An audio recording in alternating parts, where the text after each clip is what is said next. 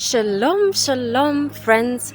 Life to you. We are back again for a wisdom nugget and a wisdom treat for the day, for the week, whatever you are, whatever that you might be doing. Just spare me a bit of time, a little bit of time, just to give you a nugget to go by for the day. Right. I'm just encouraging you, or rather, let me encourage you today that whatsoever you find yourself doing or wherever you find yourself at, the location, description, the where, how, when, and what.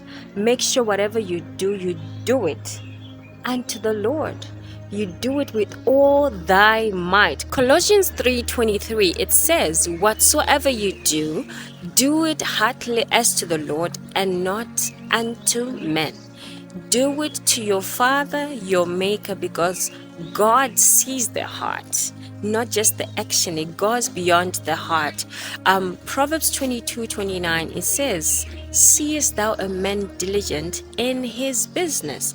He shall stand before kings, and he shall not stand before mean men. So do whatever that you find yourself doing wholeheartedly as to the Lord, not for eye service, not for anything else, but to the Lord, and do it diligently, consistently, with dedication, deliberately, and sacrifice to attain the level of excellence that even men will not be able to reject you, to ignore you, or to just push you over, because you will have offered value. That value is not just value you are providing, but that value is also useful. And not only is it useful, but it is also needed for that particular time, phase, and for the job that you need to do.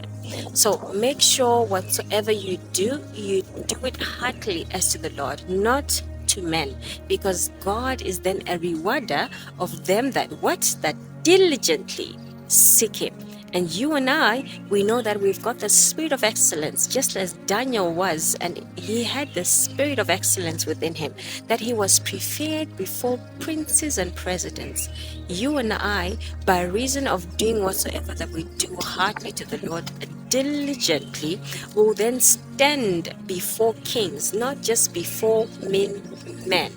Friends, this is a dimension where you graduate by doing things, and your gift will then bring you before great men, not just mean men, but before great men, because you're offering value.